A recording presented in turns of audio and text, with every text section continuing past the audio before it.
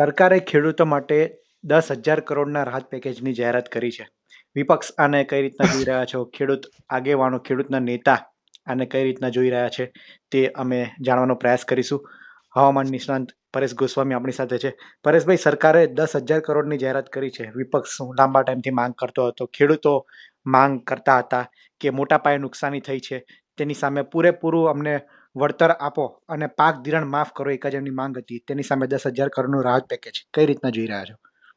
પહેલી વાત તો એ છે પૂર્વિનભાઈ કે 10,000 કરોડનું રાહત પેકેજ અને પાક ધિરાણ માફ આ બંને મુદ્દા અલગ છે. અમે પણ જે રીતે 10 નવેમ્બરે આંદોલન કરવા જઈ રહ્યા છીએ તે પાક ધિરાણ માફીનું આંદોલન છે. પણ આ અત્યારે જે જાહેરાત થઈ છે તે પાક ધિરાણના બદલામાં નથી. એ તો અત્યારે 25 ઓક્ટોબર 2025 થી 2 નવેમ્બર 2025 વચ્ચે જે માવઠાનો વરસાદ પડ્યો ને એને કારણે જે નુકસાન થયું, સરકારે પાછળથી એનું સર્વે પણ કરાવ્યું ને એ સર્વેના આધારે આ આપેલું પેકેજ છે. એટલે આ બંને વસ્તુ અલગ છે. પણ ખેર, જે સરકારે આજે પેકેજ જાહેર કર્યું છે તે ખૂબ સારી બાબત છે અને આનંદ પણ થયો. હું સરકારને અભિનંદન પણ એ બાબતે આપું છું.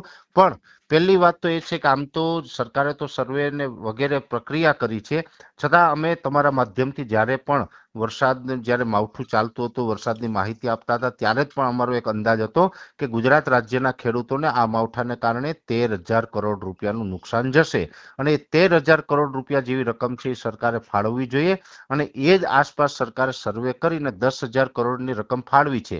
જોકે આની અંદર જે 13,000 કરોડની રકમની જે અમારી માંગ હતી, સરકારે થોડુંક મોટું મન રાખી અને હજુ પણ વધારે 3,000 કરોડની રકમ ફાળવી હોત તો ખેડૂતો માટે ખૂબ સારી બાબત થાત.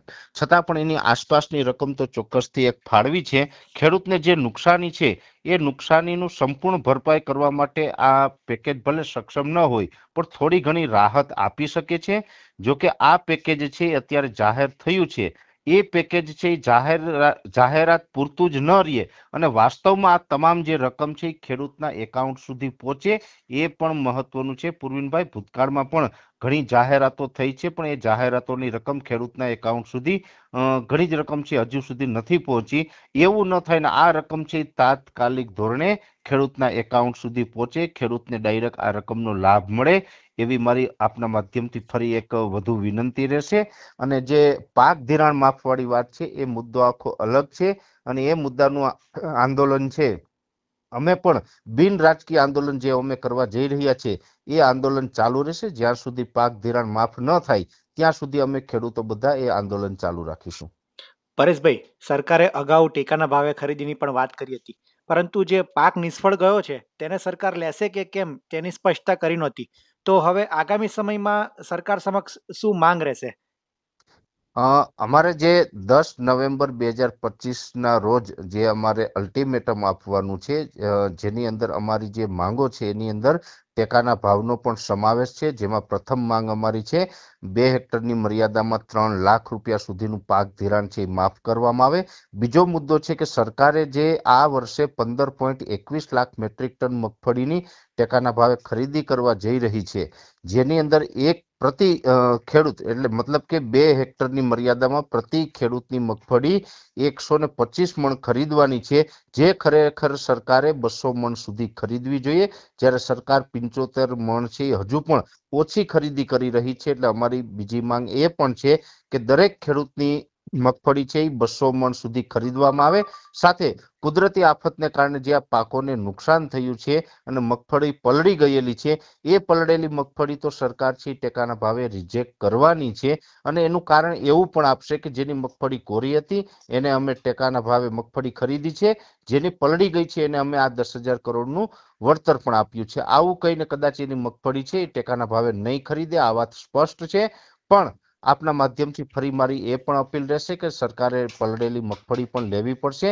સરકાર પલળેલી મગફળી નહીં લે તો આ ખેડૂતની મગફળી છે વેપારી છે એમાં ન્યાય નથી કરી શકવાના. અને અત્યારે પલળેલી મગફળી છે એ વેપારીઓ લગભગ મને જ્યાં સુધી ઇનપુટ મળ્યા છે ત્યાં સુધી 400 રૂપિયા પ્રતિમણના ભાવથી અત્યારે સોદા કરવા માટે તૈયાર થયા છે. તો આની અંદર ખેડૂતોને મોટી નુકસાની જાય એમ છે. જેથી કરીને પલળેલી મગફળી પણ સરકાર ટેકાના ભાવે ખરીદી લે એ બીજી માંગ છે. બીજા નંબરની અંદર 2019ની અંદર જે પાક વીમો મંજૂર થયો હતો હાઈકોર્ટ સુધી એનો કેસ પણ ચાલ્યો.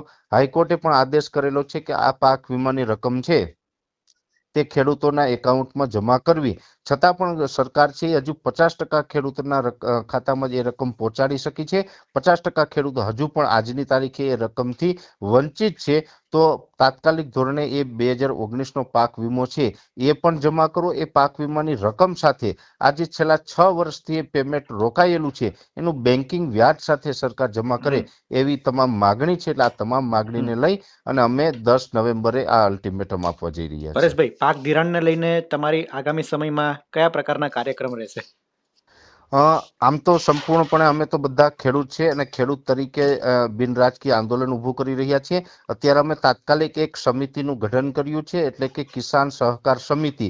આ નામનું અમે એક ખેડૂતોનું અત્યારે સંગઠન ઊભું કરી અને બધા જ બિન રાજકીય લોકો એમાં જોડાશે અને ખેડૂતો વતી અમે આ કાર્યક્રમ કરવાના છે. અલ્ટિમેટમની અંદર અમે આવતીકાલે નક્કી કરશું. અમે લગભગ 10 થી 15 દિવસનો સમય છે એ સરકારને આપવાના છે. આ સમય મર્યાદાની અંદર જો સરકાર પાક ધિરાણ માફ ન કરે તો અમે અન્ન જળનો ત્યાગ પણ કરી શકીએ છીએ અને બીજા પણ અમુક એવા ઉગ્ર કાર્યક્રમ કરી શકીએ છીએ જેથી કરીને અત્યાર સુધી ભારતના ઇતિહાસમાં કોઈએ કલ્પના ન કરી હોય એવું પણ થઈ શકે છે. એટલે કે ગુજરાતની અંદર જે સરકાર છે એની પાસે 182 જેવી જે સીટો છે, એટલે કે સ્પષ્ટ બહુમતીમાં છે, જેને કોઈ હલાવી નથી શકે એમ.